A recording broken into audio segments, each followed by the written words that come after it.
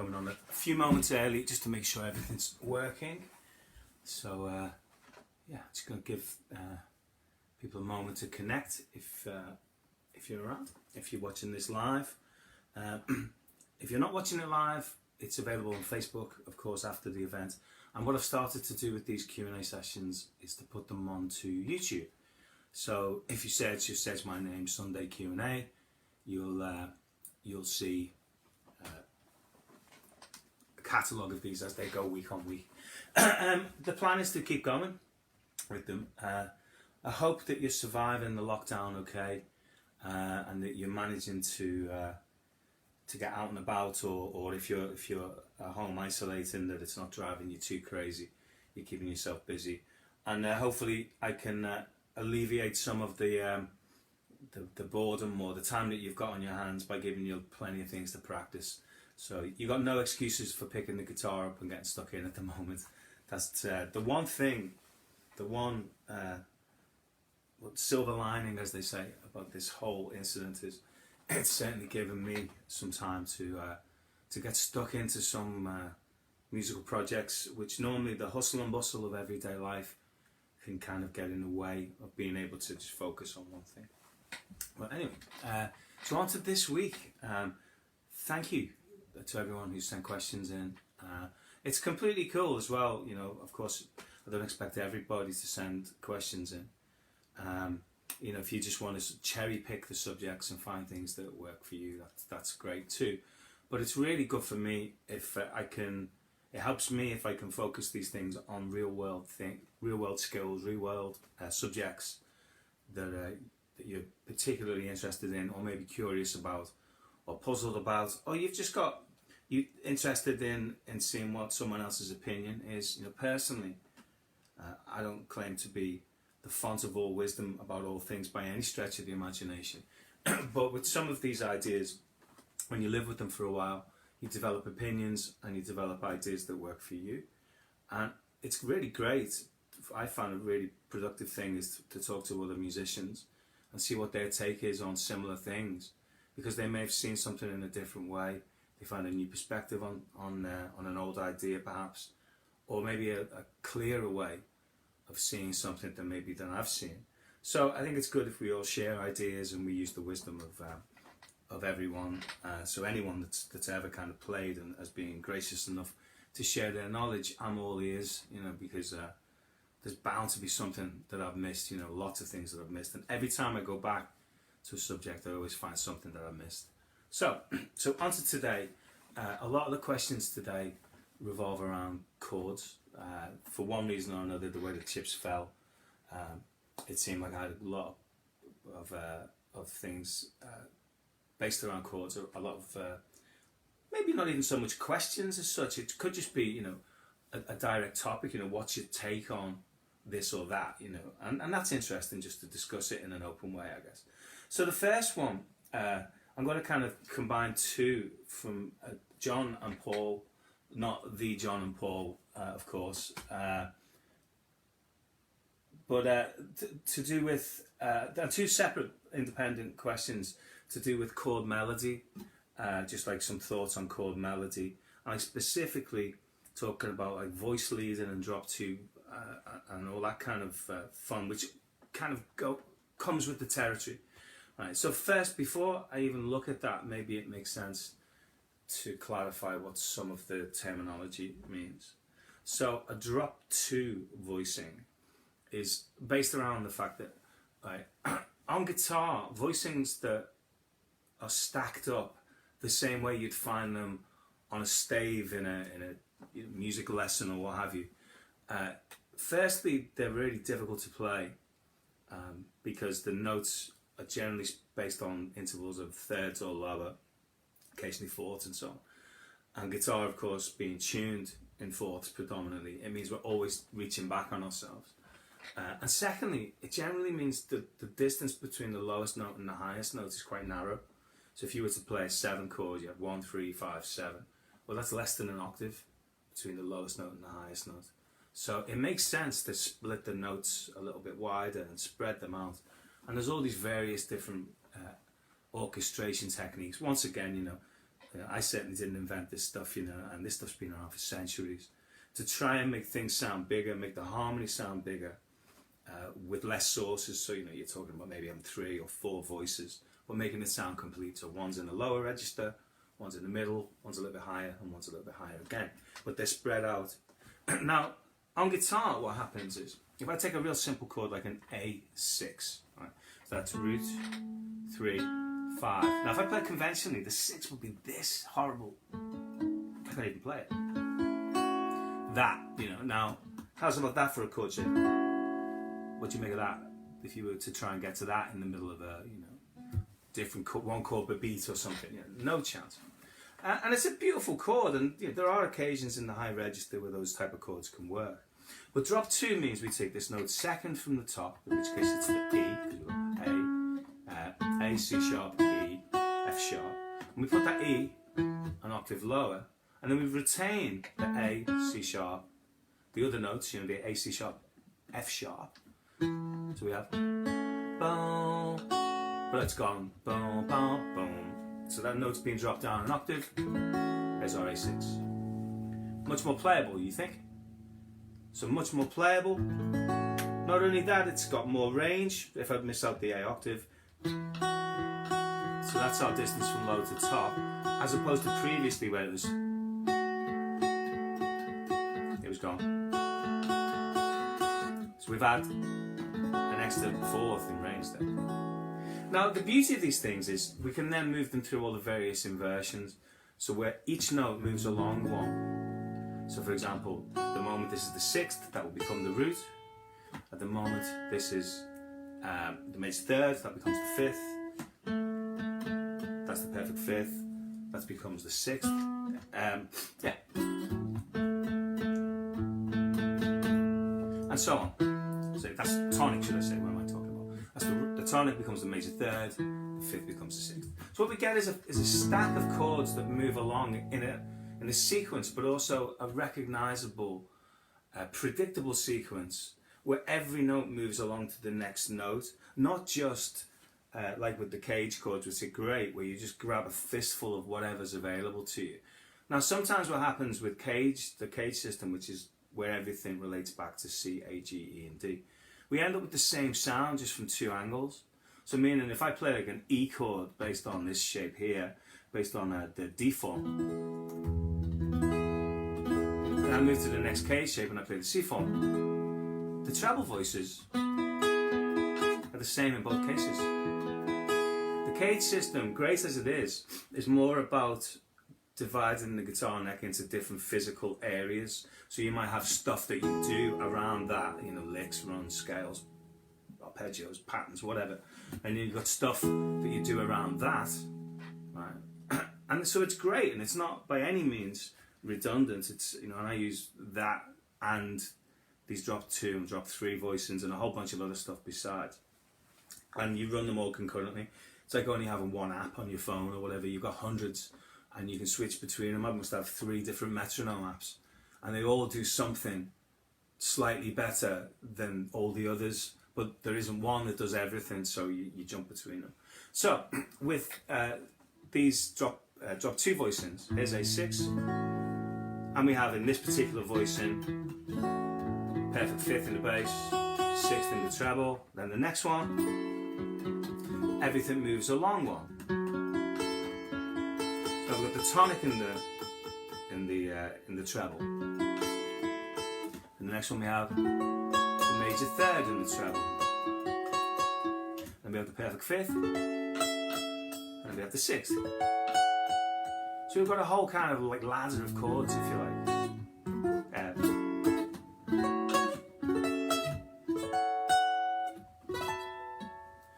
So that's tricky to finger that high on this guitar.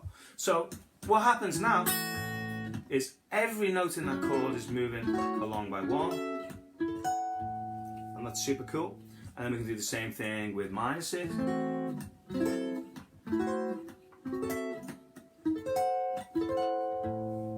And we can play them on different groups of strings and so on and so forth. We'll come back to that in a moment. But going back to the question of chord melody.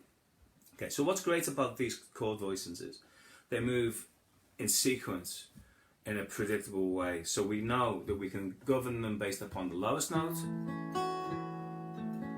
fifth, the sixth of the chord as the lowest note, the tonic is the lowest note, the third is the lowest note, or we can govern them as the highest note, the sixth is the highest note now, the tonic is the highest note, the third is the highest note, the fifth, the sixth, and then finally the octave. I'm going to cheat a little here. I'm going to play 6/9 chord just because to get that third in it's tricky with that high up on these type of guitars. Okay, so what that means is I've got almost a scale and a melody. I've got an arpeggio as a melody. I have that, yeah, the root, the third, the fifth, the sixth, the octave, and the same thing with the minor.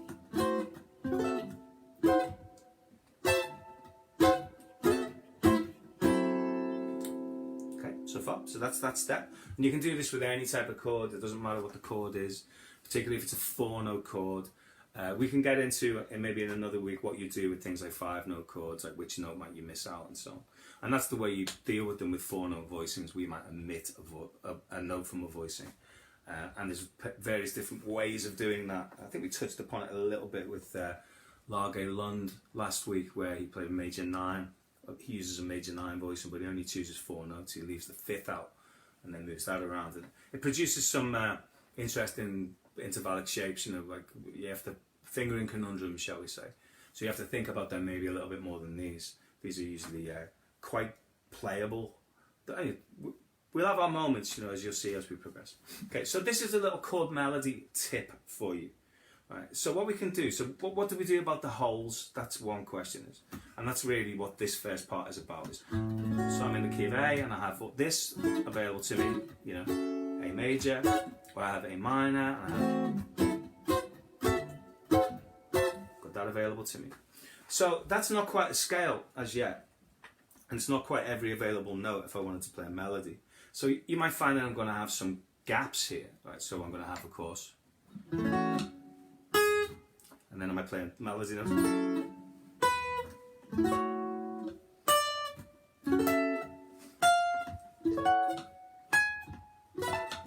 Melody notes in between.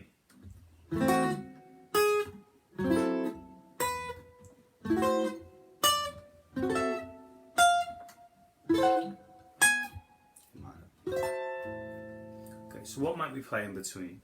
Well, this comes from players like Wes Montgomery, who in turn has taken it from players like Django, who in turn has taken it from, and we end up probably with Bach or someone like that, someone from that era anyway. What we use this device where we go between a tonic and a 5 chord. So we imagine a progression that's going between 1 to 5 to 1 to 5 to 1 to 5.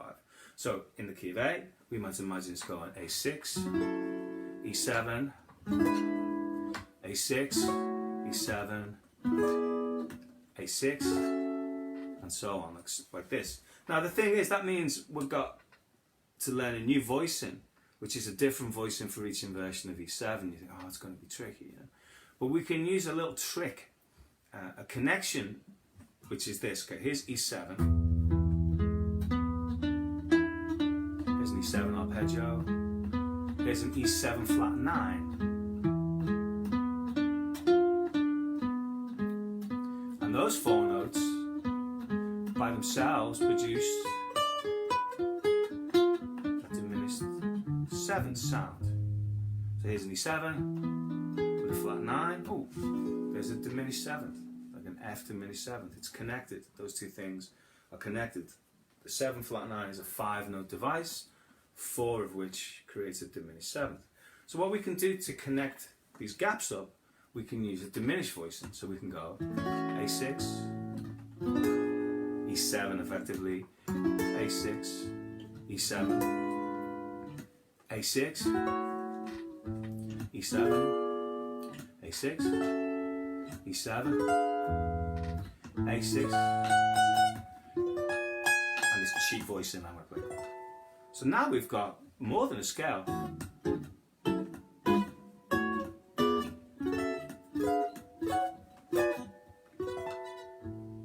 Hope you can see that. The same thing anything descending as well. I've got to do this with minor now. So minor, we'd have A6, diminished, or E7, A minor, diminished, A minor, diminished, A minor, diminished, A minor, diminished, A minor. So when you hear all this kind of... In fact, the whole Django thing of so resolving, that's diminished, A minor, A minor, and then I can go, so that's E7, A minor. So we're using these two things to connect. So this is a useful kind of device, because then you could take a scale and we can go.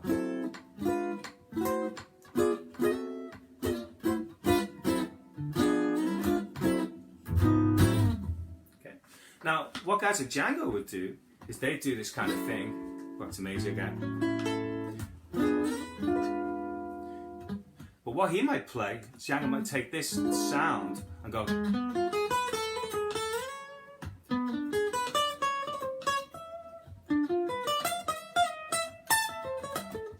So when playing over an A major chord, he sees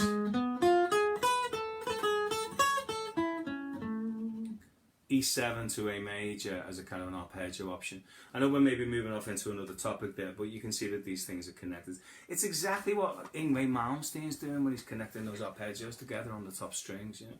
So in a bizarre way, you might think, you know, Wes Montgomery and Yngwie are doing the same thing. Of course, one of them's doing it on a Strat, you know, with light strings and super high gain, and Wes is doing it with his thumb on an arch top. But it's the same principle nonetheless, to be thinking minor, say in this case, or major, whichever you choose, 5-1, 5-1, 5-1, and using the diminished as a connection chord. Now, the thing about this, of course, I'm just looking at things in a hopefully an accessible and direct way. We could spend the next hour easily just looking at that 5-1, 5-1 thing through every group of strings, and then also displacing the notes, so you can take the note that's the highest note, say we're -6, and make it the lowest note. And we end up with a thing there called a drop 3 voicing. And that's even bigger. Now the range from low to high is a 12th. And that maybe it could be a subject for another week. But so hopefully that's the first thing. So the first thing is find these drop voicings. And the 6th is particularly useful, and there's a reason why I chose the 6th. And that's because there's a gap between its highest note and the octave, so there's a gap. Root, second, nothing happening there yet. Sorry, 6th, let's go this way.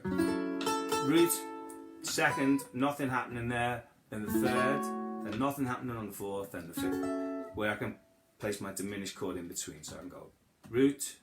Now there's nothing happening here as yet on the 7th, but that's where the diminished chord can go.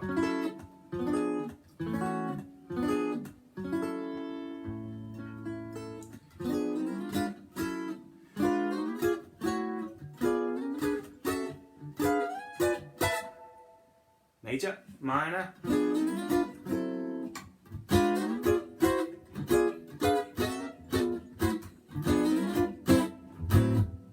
Okay, so I'm hoping that you can pick some licks out of this in both major and minor situations. So let's just go back to the idea of drop 2 for a moment, and this a second subject. So first one is connecting with diminished chords. I hope that makes sense. If there's any questions, please just shout out. Unfortunately, if you shout out this week, as I maybe mentioned before, my eyesight is the worst, and I can see things flashing up on the screen in front of me, but it's 4 feet away, and yeah, I can't see any of it at all. But I will read the comments, any comments you leave, which are greatly appreciated and gladly received. I will act upon it. So if there's any questions to move this further on, then just shout out. Okay, but we're going to move on to another way of seeing, or another way of using drop 2 voicings now. And this is, it comes from a conversation I had with my friend Matty. We were walking around the park to try and keep fit and get a bit of fresh air and whatnot, talking about music.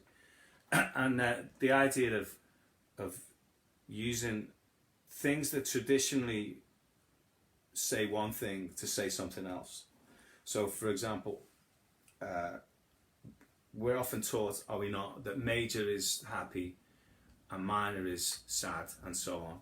So we give things sort of a specific value, but we can change that in terms of, you can hear something that's major and make it sound like it's sad, and you can hear something that's minor and make it appear like it's happy by juxtaposing it against the harmony. So by playing a major thing in a different place, you can make it sound like it's a minor thing, and by playing a minor thing in a different place, you can make it sound like it's major. So with this in mind, we'll take a chord family like the major 7 chord family, so this kind of thing. So again, A. And as we say, these things, that one we get lucky actually, root 3, 5, 7 is okay, but try taking it through its inversions and let me know how you get on. That can be your homework.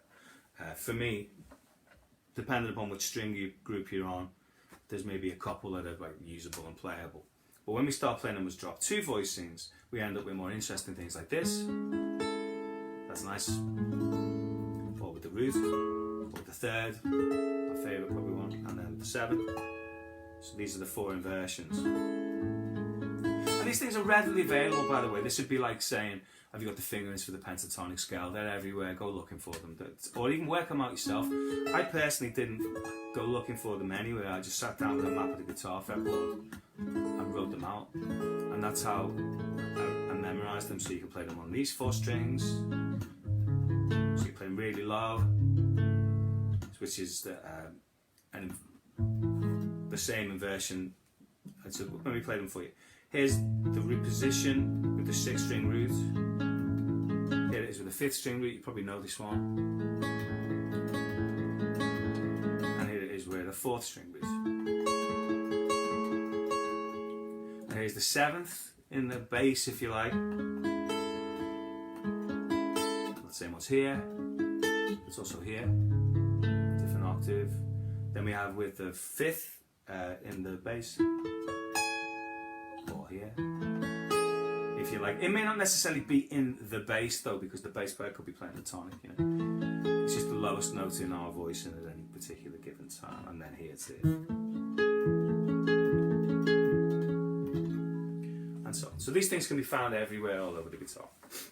Okay, so what I was talking about before was how you can change the perspective of something by positioning it in a different location against the harmony.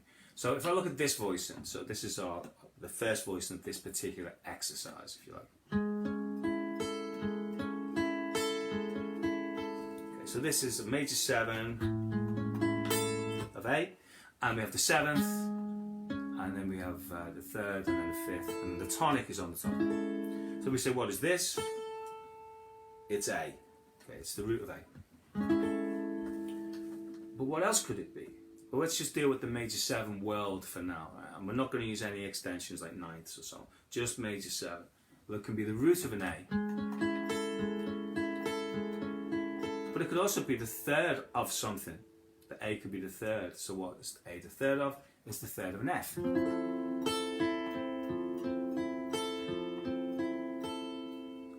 Totally different effect, yeah? I'm still playing major, but because you're hearing the A major first going to F, it changes the feel of the F. It doesn't sound like jubilant happy anymore. It sounds like, oh, the mood is lowered.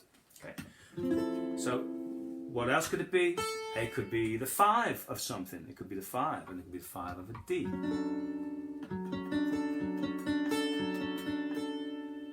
D major 7.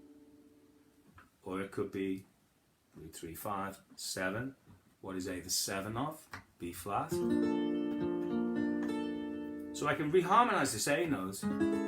A, F, if you wish it to be, D, or B flat. Okay. So there's potential to be any one of those 4 in our game now at the moment. And of course I can do this on every string group, and you have to go looking for them.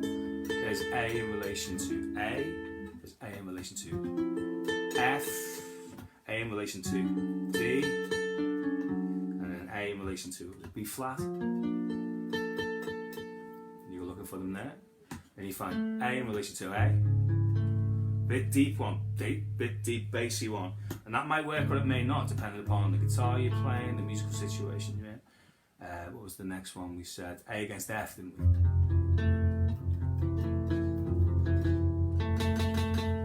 And we said A against D.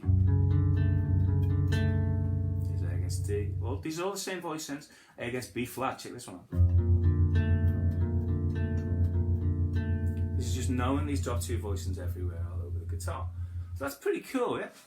So not only can you do this with the highest voicing, you can do it with a voicing that's in the middle of the chord, or in this instance, just for simplification, I don't want to completely fry your brains, you can do it with a note that's on the bottom of the chord. So we take the A from the top and put it on the bottom now. Okay. Or in this instance, why not? Right, let's do it on both. So we have the A on the bottom and the top. And we'll sandwich it in with an A major 7. That gives us a particular effect. Now let's sandwich it in with an F. So that's a major chord. Doesn't sound major though, does it? It sounds like, I bet if you ask most people what's this chord progression, you know, if they were just enthusiastic amateurs saying they could tell the difference between major and minor, I reckon they'd call that as minor. They call that as a minor chord, because in actual fact, if you see it from A, those intervals do stack up as if it's a minor with a flat 6 or something. Yeah. A minor 7 flat 6 or something like that, I guess. But it's not. It's F major 7 over A. It's first inversion of F. Or it's well, in this case, it sounds like a kind of sus.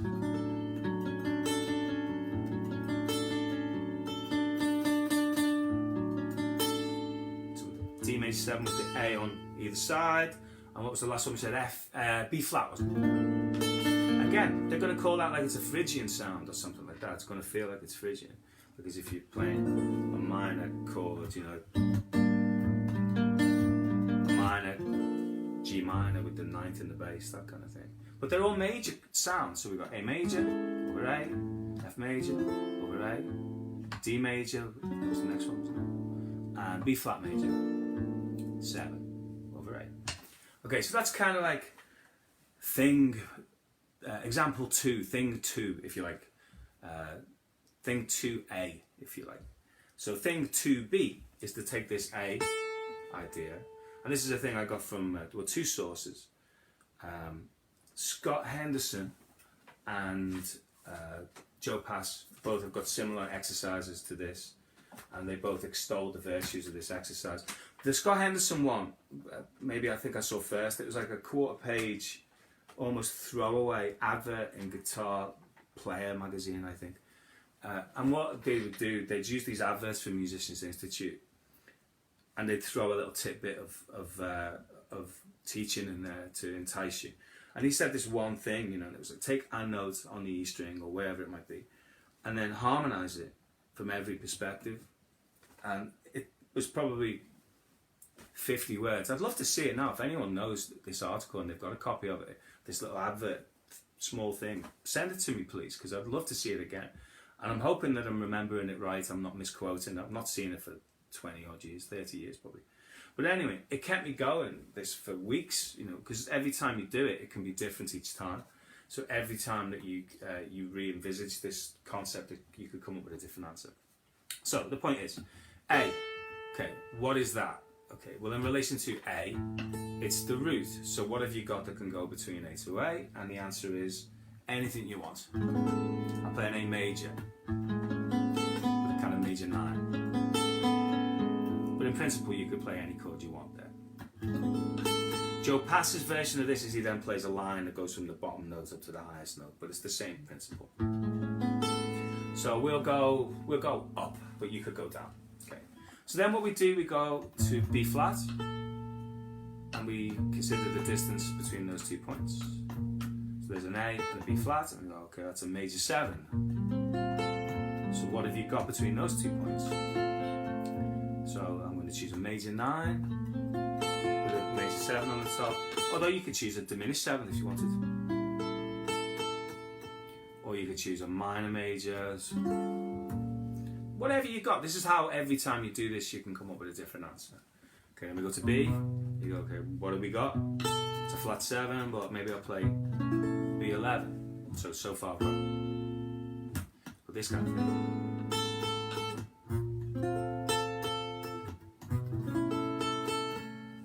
And then maybe to the next note is the 13.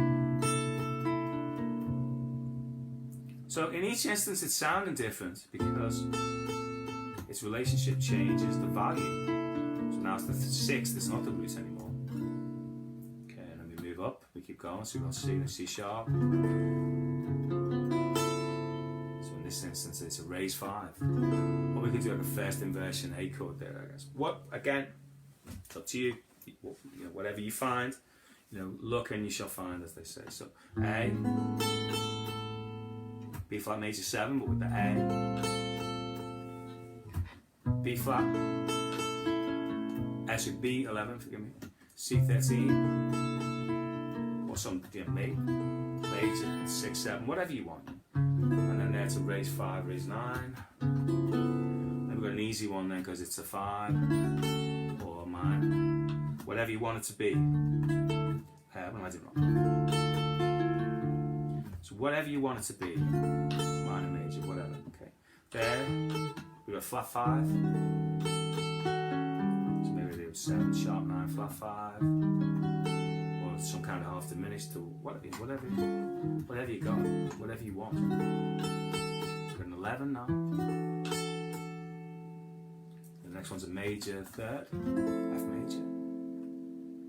Then we've got F sharp minor, perhaps, you know, like a minor 3rd. Although what I actually played then was an altered chord, but you can play F sharp minor if you wish. And then some kind of G13, and then a G sharp 13 flat 9, perhaps. Go back to where we started from. So let me run that for you. This is my solution. Circa, where are we in now? It's June something, June the 7th, 2020. If I did this in 10 minutes, I'd pick different chords, but you know, you get the idea. A major 7 with a 9, B flat, whatever that is, major 9 with a 6, B 11, C 13, C sharp 7, or D flat 7, sharp 5, sharp 9, D major 7, E flat, sharp 9, flat 5,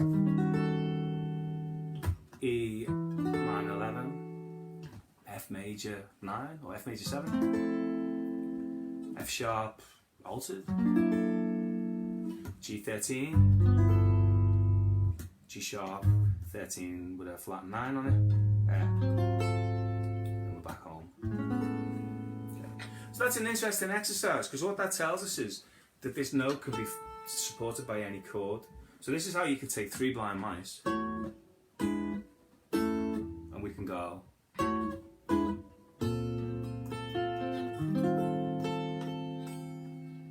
go on a different journey. So it doesn't necessarily have to be, in this case, you know, A, E7, A. We could go A, E7, F, B flat, and then end on our A, perhaps. Because any one of those 12 chords can be auditioned to be used in place of the original chord to reharmonize a melody. So let me just let that one settle for a little while. Now, yeah, think about that. So this A note by itself has no intrinsic weight. Is it good or bad? Unless it's surrounded by other things, then we decide, oh, we like it's a tonic. We can hear it's the tonic because of what we've already played. But by itself, how do I know if it's a beautiful sounding major 7 or a kind of more distant sounding flat 9? And the answer is you don't until you impose some harmony, and then we compare and contrast the difference between the lowest note, the highest note, and what's in the middle. So that's a really, really useful exercise. We can expand upon this, and again, this is something we can look at in future weeks, by placing the note that remains where it is in the bottom of the chord. So instead of it being on the top, it's in the bottom. The fun really starts when, instead of it being on the top or the bottom, it's in the middle. That's interesting, where the notes on either side can start moving around. And then we can really get into the concept of chord melody. Instead of it being blocks of sound, they're actually like just interweaving melodies that go their own direction and collide at certain points. But you know, I'm aware of the fact that I want to give you like actual, like specific things to work on. So that's a good thing, I would say. So let's call that 2B. So the first thing was drop 2 voicings connected with diminished chords, which are functioning as dominant. Then the second thing was taking a note like A and then seeing how it could function as all the various points within a major chord, you know, root, third, fifth, or seventh. The third thing could be, well, let's kind of expand that to its ultimate, and it can become one of all 12 locations. So this could be the root of something, it could be the major 7 or something, it could be the flat 7 or something, it could be, you know, every interval. Now, how you go about that, you know, going up in semitones or going around cycles or whatever, that's up to you. You know, work on that. Just put some sort of honest work in, and you'll reap some rewards there, I think. But I'm hoping that that's maybe give you some stuff to think about, if nothing else. Okay, now the next thing I was going to move on to is one of my friends, Ollie, sent a comment saying, could you show us something that you're proud of, something that you've done or whatever. Now, I was going to play a tune of mine that was based upon this principle. So sometimes, like, this is 2 things in one, right? This is 2 things in one, really. So Milton, again, a really great friend of mine, Milton, sent a really cool, just thought-provoking idea. You know, like, what things did you work on in your formative years or whatever? You know, in you know, when you start getting serious, that you consider like you would maybe have avoided. So as well as what works, what would you have done differently if you could do it all again? And, you know, of course, you know, the mistakes even are good, aren't they? If you acknowledge the fact that they're mistakes and you can move from them, they've all got some worth. So it's difficult to say I wouldn't do this or I wouldn't do that. But I think one of the things I would definitely do earlier on is make certain that what I practiced related to actual music.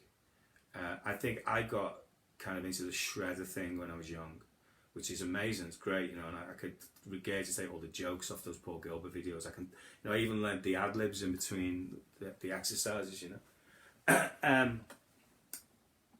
But I spent years playing exercises, and sometimes it was just stockpiling, you know, chops and ideas, but not really knowing what to do with them. It was like I had tons of stuff, and it's like I don't use half of it. Well, maybe even less than that. I probably use 20% of what I know when I play.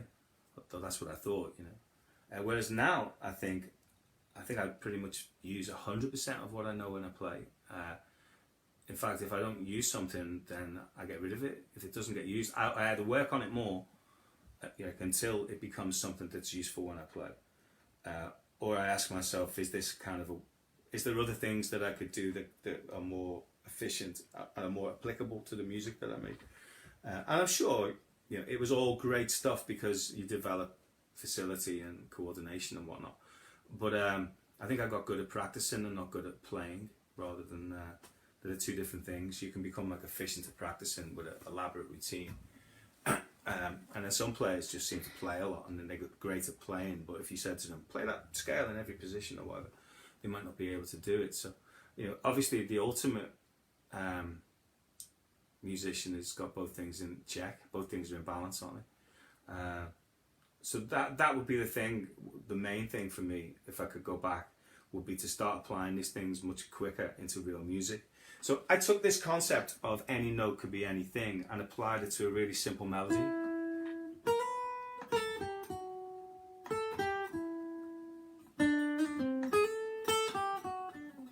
Diatonic, like totally diatonic, going between like A minor to E minor. But I harmonized it, really unexpected.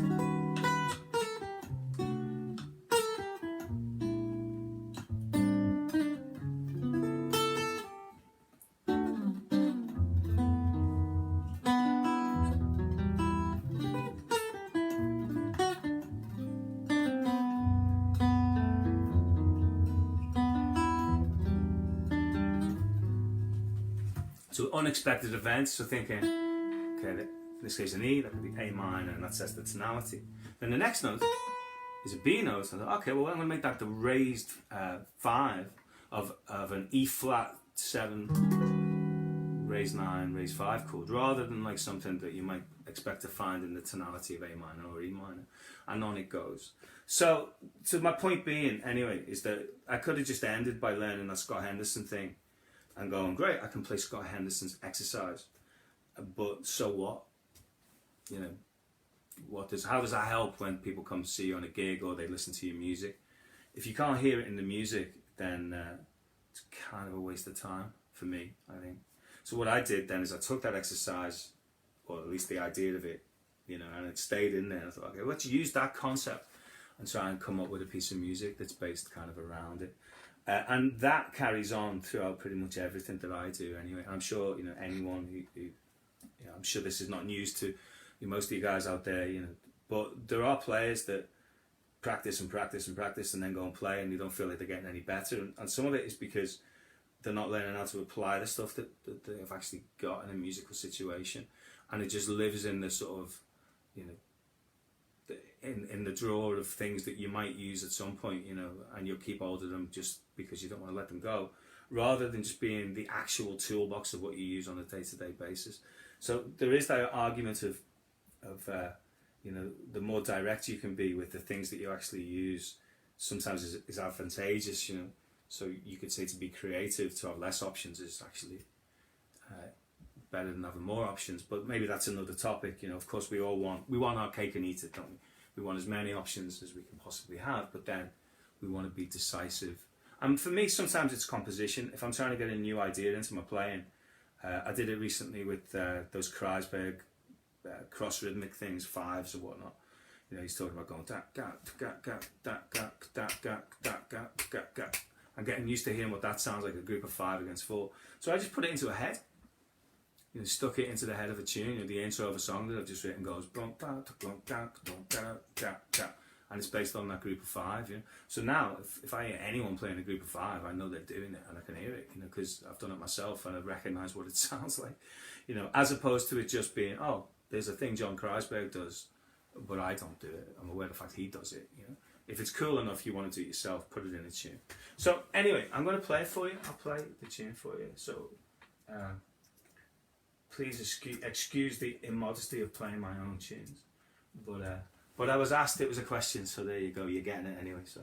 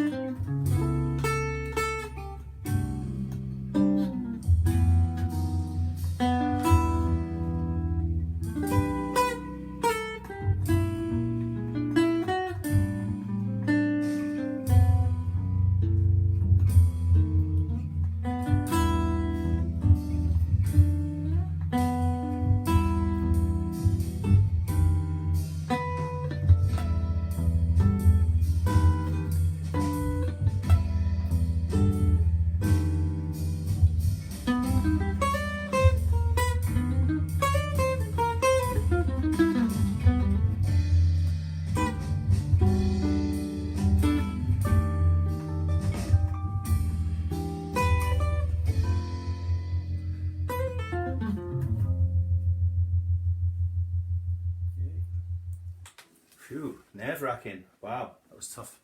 I hope you liked that. And thanks for the question, mate. Really, really appreciate it. And again, without wishing to sound like a kind of cheesy salesman or whatever, but the question was, is there something that I was proud of? And this is an album that comes from, Ensemble Future. And it's a few years old now. It's maybe good 5 years old, perhaps even a bit more. So I'm currently working on the second one, and that's what's maybe taken up like a portion of my lockdown time, is thinking about that. Composition doesn't come fast to me, but I'm consistent and I'm persistent, and I get there hopefully in the end, you know. So I've got some new tunes that I'm working on, and as I said last week, you know, sometimes I need a bit of a kind of a fire underneath me to get stuff happening. So I'm imposing some deadlines, and there'll be new stuff. I'll maybe, hopefully, if you guys are interested, I'll just keep playing tunes, maybe one a week or something like that. And yeah, so I can. That'll be as good excuse as any to get my act together on a week-on-week basis. So I'm hoping you saw some stuff there that I'm going to talk about a little bit now. One of them is well, okay. So a few topics. Let me see if I can go through as many as possible. So I'm hoping that's sort of addressed a little bit of Milton's questions. You know, what might you do more of? So trying to put things into real music, try and find a way to access the ideas that you've got. And it could be a compositional way, it could be an improvisational way. And even if you're trying to force something into your improvisational vocabulary, or you want it to become subconscious, then I think there's validity in having lines that you've invented that sound like the way you'd like to be able to improvise. So if you've composed some lines that sound like how you'd like to be able to improvise, then you kind of figure out how they're meant to sound, so that then when you improvise, then they come out. So that's all that there's nothing really prepared at all, other than I know what the chords are. But there's definitely licks there that I draw from all the time, you know. But I'm not thinking about them. I'm thinking of the chords. That's it. I'm thinking about, you know, what's the harmony at this given point, and even that I'm not really thinking about that much. But I'm thinking about like aesthetic things, like the shape. Am I overplaying? Am I not playing enough? Is there any kind of a build here? Is it going any place? Okay. Now this is different to a regular gig, because there's a prescribed, like this backing track I'm playing over isn't gonna go, oh, he's got another chorus coming, you know, another chorus in him. Let's go around one more time, or you know, this is winding to a close. So you've got to sort of know, there's another one coming. I've got to save some gas in the tank to sort of be able to build there. That's different to playing with real musicians who, you know, obviously can interject. This is a monologue to something that's not going to move. Okay. So, so the next thing, well, just a little bit. Again, my friend Andy, thanks very much, mate. I owe you such a lot, by the way. I had a question about music tech. Now, I know it's not related to playing, so I'll keep this brief. But I think every musician, guitar players in particular, guys, get yourself kitted out with some stuff where you can record. You don't need to be, and I'm certainly not, you don't need to be a music tech wizard by any stretch of the imagination. But having, you know, a rudimentary knowledge of this stuff and being able to record reasonable quality, well, or professional quality, actual fact, it's just as easy to record professional quality ones as it is unprofessional quality. So you may as well do it right. Professional quality guitar tracks means I'm still working. So I've been working this week on my own stuff. I've also been working on some other stuff, some collaborative things, and things like, you know, Guitar Magazine articles, being able to do online teaching, being able to do remote sessions. All of this kind of stuff is based upon the fact that I can get around digital audio workstation. I've got some nice sounding mics, and I've got various plugins, and you know, the virtual world of guitar amplifiers is at a peak at the moment. So to get yourself a hold of any one of those things, you know, Guitar Rig, Kemper, Helix, Axe Effects, blah blah blah. Any of them things is not just a bad idea. Of course, I love amazing amplifiers. Got my new DWJ amp from Dan, which is amazing, you know, to just be able to plug into an amp and crank it. But I'm in a room that's about 10 foot square, possibly. I'm very often working, you know, early in the morning, late at night. So there's equipment for certain purposes, and you know, being able to get around this kind of stuff, I think it's kind of like the future. You know, I think remote sessions are the way it's going to go for many projects. You know, the next James Bond film is not going to be recorded with 100 musicians all in the, you know, their studios. Sure, that'll be at Abbey Road or whatever, but we're not talking Bond movie, are we? Most of the time, sessions are, can you put 20 seconds of gypsy jazz style guitar down for an advert for Dulux paint? You know. Which is the kind of thing, you know, that I do a lot of the time, you know, not necessarily Dulux paper. So by being kitted out with just a rudimentary understanding of being able to record guitar tracks, and then just understanding the protocol, you know, send audio back from zero, use the right sampling rate, blah blah blah blah blah, means that I can work. It means that I can work. So where some players, you know, who've not got this stuff together, can't. So simple, really. And it's easy. Like, the thing as well is it's really easy. If you can drive a car, you know, or, you know, like understand how to program a skybox or whatever, and get that to work, you can figure out how to record guitar on Logic or whatever it is that you happen to use, you know. And the other thing about that is just, again, I'm not an expert on this, but in my experience, no one cares. So, you know, at the moment I've got Mark Rose, an incredible double bass player, recording some tracks, recording some bass lines for me remotely. And I don't even know what platform he uses, whether he uses Logic or Pro Tools or whatever. I don't care. He sends me WAV files. So it doesn't matter, and I don't even question it, because I don't need to know. If it comes back and they sound great and they fit and they're in the right place, that they're in time, and so on and so forth, then I'm good to go. So that's just like a related question, but I'm hoping that you know, it's interesting anyway. At least it sort of fuels the fire of discussion anyway, if nothing else. So a little bit more about playing. So I've got two other little things that I wanted to mention. So the first one was Bruno asked me a question about using bigger intervals, and I tried to hopefully do that. So in a way, I was a little bit pointed in that solo there to that tune, because normally I wouldn't try and do that, force things in, but I was trying to play some wider intervallic ideas. So for example, if you're playing over C major, and of course you may know C Lydian, and you've learned C Lydian, and that sounds interesting, but this maybe sounds a little bit more interesting,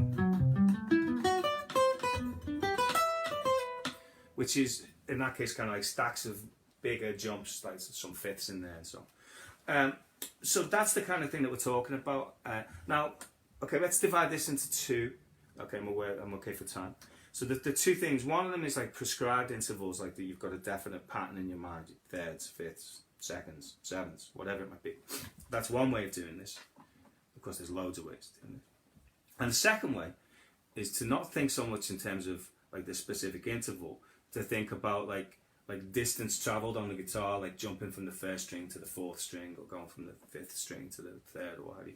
And they both have a place, they both have a place, and I use both of them, So I'd like to say, play what you hear and so on. But some of what we play, particularly at speed, is pattern based.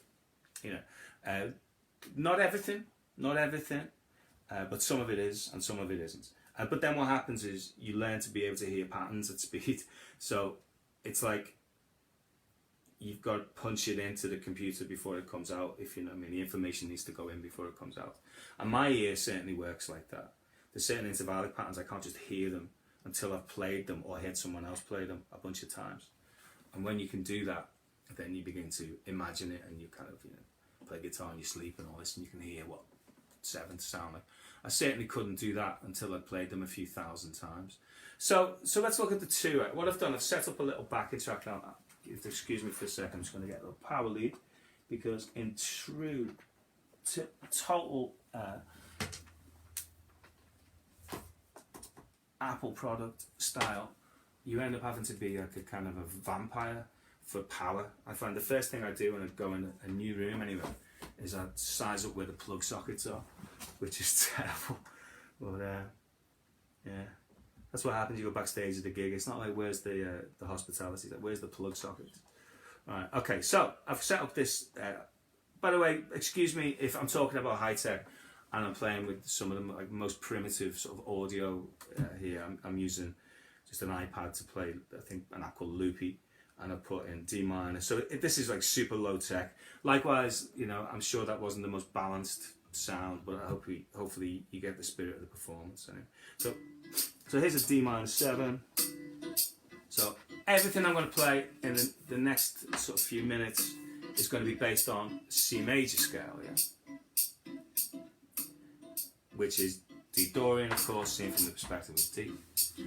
Just so that we've got a familiar finger in, and you should be able to do this with every scale, everything that you know you can do this with. So the scale.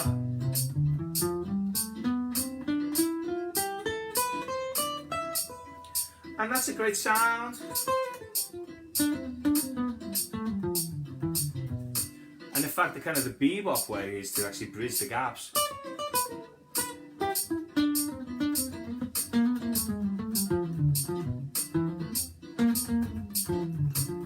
So you actually play notes that are closer together. That's one of the sounds of bebop, and again, that's something we can look at. But intervals are the distance between two notes, so we can start with seconds.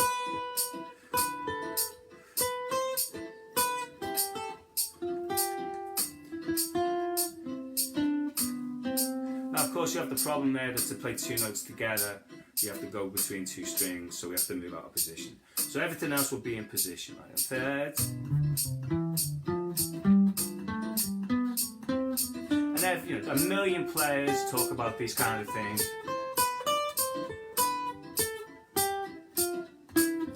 And all these different like ups and downs.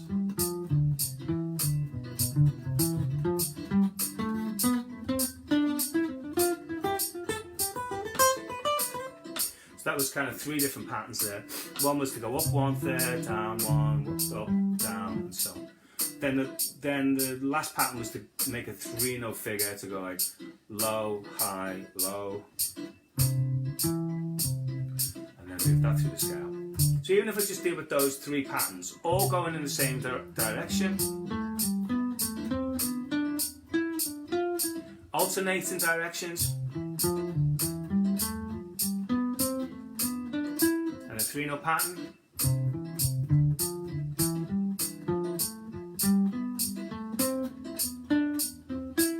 So that sounds like an exercise, and and that's like that thing I was talking about a moment ago. And I did that for hours and drove my parents when they were alive crazy by playing that kind of stuff, and they'd be, my dad would be looking at me going, "Hank Marvin doesn't sound like that, son," because he's expecting me to play a tune, and I'm going for hours, and he's scratching his head going, "You're supposed to be good," So what we have to do to make this useful, right, is to make melodies out of them. Alright, to make little melodies out of them. So if I take just the ascending thirds just for a moment, and I'm going to try and make melodies out of it.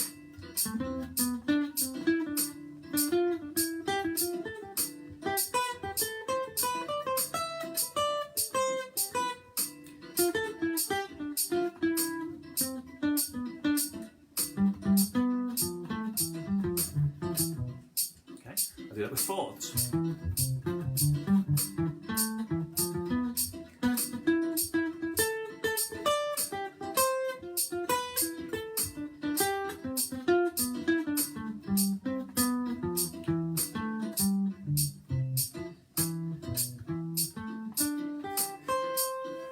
See there, so instead of it just being boom ba boom ba boom ba, which is punching the bag, that's what this is.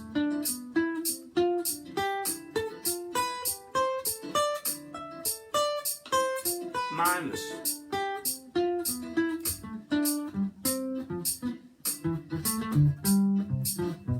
As soon as I put kind of some rhythmic content, some punctuation in there, some phrasing, miss some out, don't do every fourth, In fact, why do they all need to be fourths? Why can't I go a third, and then a fourth, then a third, then a fourth, then say a third, and then a fourth, and then a third, and then a fourth, or whatever. They can be different each time. You can play around with them.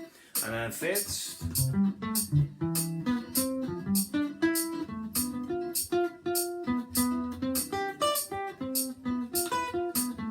And so on. Begins to sound like music. I'm hoping this begins to sound like music now, rather than just going. Oh.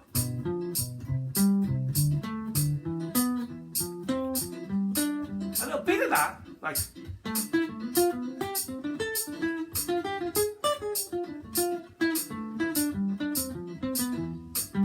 Oh.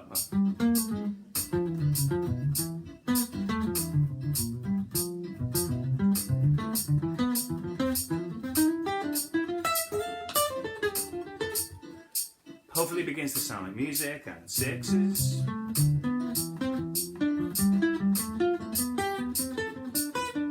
And sevens.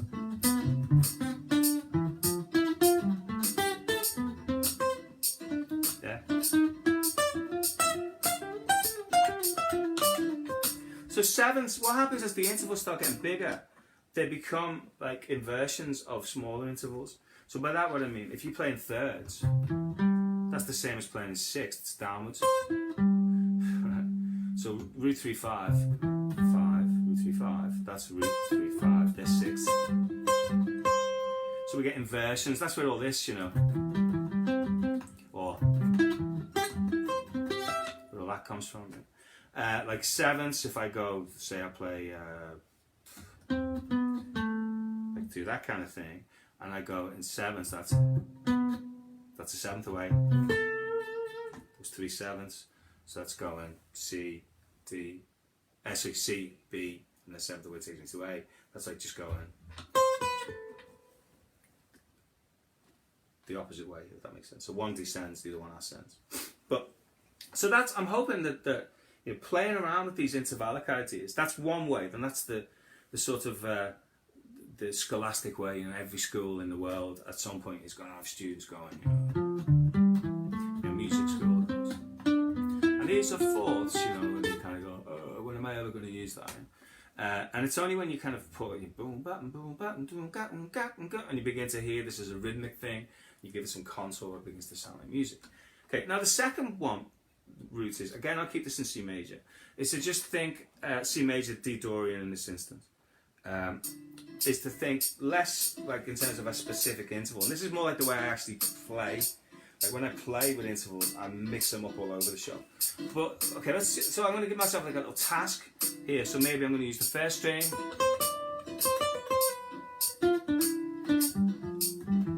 first, third, and fifth.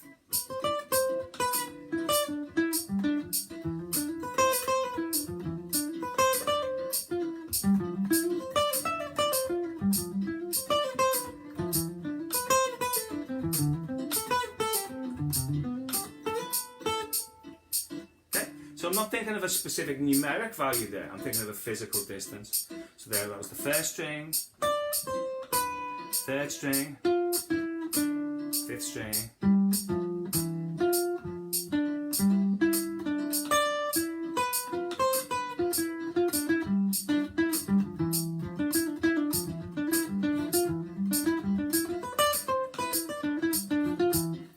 this kind of interesting sounding thing. Now that kind of stuff was beyond my realm of hearing when I first started playing it. I can hear it now, but I couldn't then.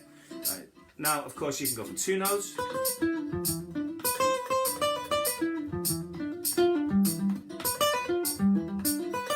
to 3.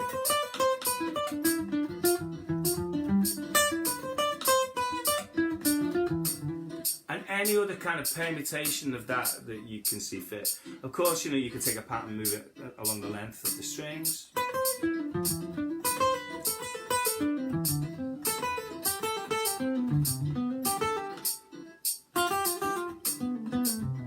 This is just knowing the scale well enough to be able to do this. Of course, you're not restricted to 1, 3, and 5. I'm just giving you one example of what's possible there.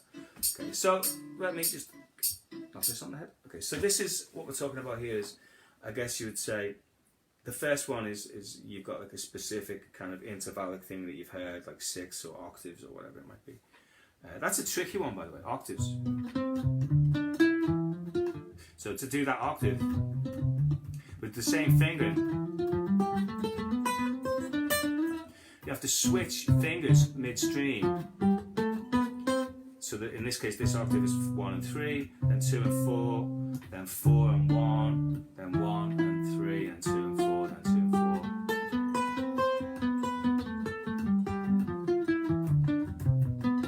4. Got a picking conundrum. There I'm using hybrid picking.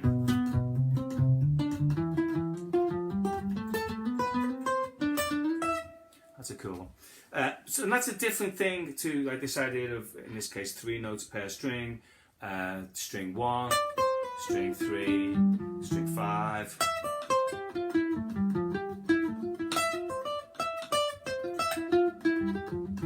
That kind of stuff. And then you can just invent some lines, you know. I think it's a good, again, same thing, invent some lines with this. So in the C major scale or D Dorian or whatever it might be. So here's a line.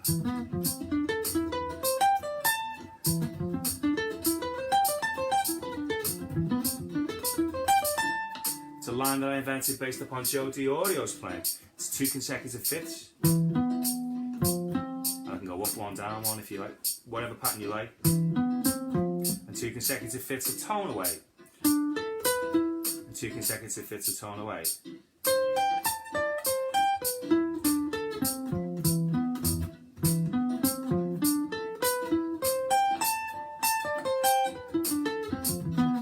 That's a lick, that was a lick for me, but now you kind of hear it and I improvise and play around with it and drop it in whenever it feels appropriate and you want that wider intervallic sound. Joe DiOrio is good for this actually. It's called Intervallic Designs for Jazz Guitar. Joe DiOrio's Intervallic Designs for Jazz Guitar. I think that was one of the ones that started it, but certainly for me anyway. But I think he influenced a lot of players. He was a teacher at Musicians Institute at one point. Oh, yeah, that's right. Yeah, in fact, he probably still is. He's incredible. He's an amazing player, and really one of those guys that had both things in balance. You know, he's a great player, but also really influential educator. Yeah, really good, super cool. So maybe get hold of that book. I've played through it a few times. Maybe due to go through it one more time, actually, to be honest, every time I look at it. But again, same deal. What I did with it is, the last time I looked through Joe Diorio's book, I said to myself, okay, I'm going to create 10 lines that aren't in this book but could have been. You know, I think there's like 100 and however many, 101 say. And I'd say, well, what about if he was going to put 111 in? What would the last 10 lines be that he's not written but he could have done, you know, but they're actually my ideas. And that's one of them. But anyway, so hopefully that's sort of at least giving you some ideas with that topic. Of course, you know, big intervals it's a massive topic, and again, we could spend the whole hour and more so just talking about that. But if you just want a snappy soundbite to go away from, to leave with today, I would say the trick to making it work is to make melodies. If you make melodies out of this stuff, rather than just being boom ba, skipping rope or punching a bag or whatever, right? It's those things, they're great, right? And they have their place. And I would say do that first, and then once you've got that together and it's strong and secure, then start playing about with it and create music. I find it very difficult to do those things now straight because I kind of get bored quick, and I go up it once, and before I've even got to the end, I've started breaking the rhythm up and kind of improvising with it or whatever. And maybe there's an argument, like if I keep making mistakes, then there's an argument to sort of go back and then make sure that I've got it together before I allow myself to go off road, so to speak. Okay, so just one last thing. Again, this is going to be C major scale, and this is to Geordie. Asked me a question a couple of weeks ago, and again, chord scale relationships are a big deal. But I'm going to show you this exercise based on thirds. This also is a great way to think about different rhythmic groupings. Right? It's a super exercise that keeps expanding. So the first one is very similar to what we did a second ago, where we go. First level is to just play C scale. And pick a really super slow tempo that's much faster than I want you to play it at, because you're going to start subdividing the beats here. So the second one at the same tempo, so that the first one would have to be way slower. We then play an ascending third, a descending third, an ascending third, a descending third, an ascending third within that scale. And we need to pay attention. That's major, that's minor, that's minor, that's major, major, minor, minor, major, and keep going, you know.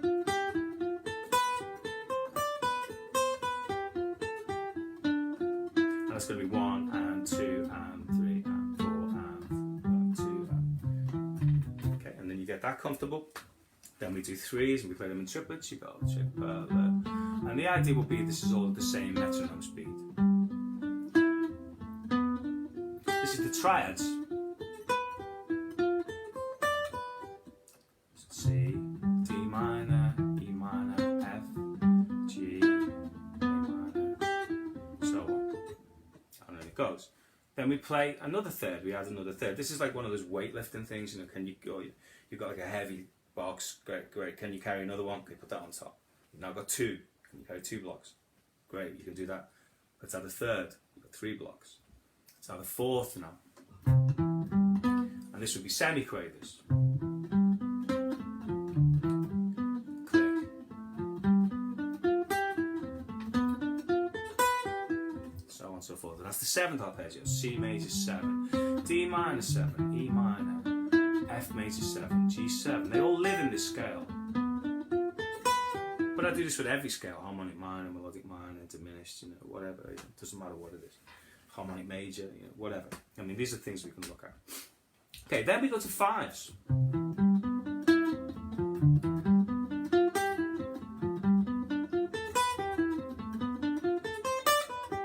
And that's 9th arpeggios, but in quintuplets. Alright, so again, I'm suggesting this is why the first metronome speed needs to be really slow, like 40 or something like that, or maybe, you know, depending upon how where your chops are at. Because the idea being is the click is going to stay in the same place. So what I'm playing is a 9th arpeggio, root 3 5 7 9 9 7 5 3 root. So you've got C major 9, D minor 9, like E minor with flat 9, that kind of thing. Yeah? F major 9, so on. So that's 5 blocks. So you know what's coming next.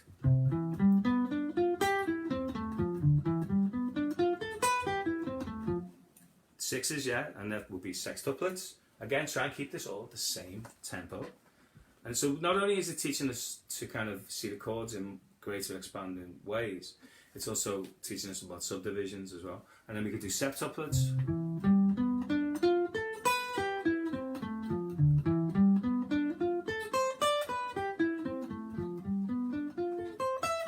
So, and down as well. So that's groups of 7.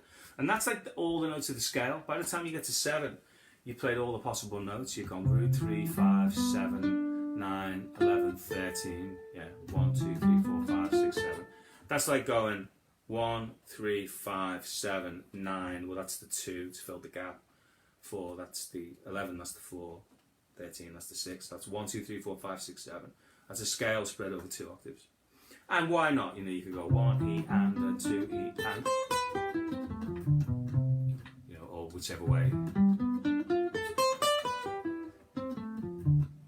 So that's a group of 8. So, I mean, I know this is kind of a fast thing. It's quite a simple thing based on thirds. But the concept is you expand each time. So you go, and so on. Then the next one is boom, down, then,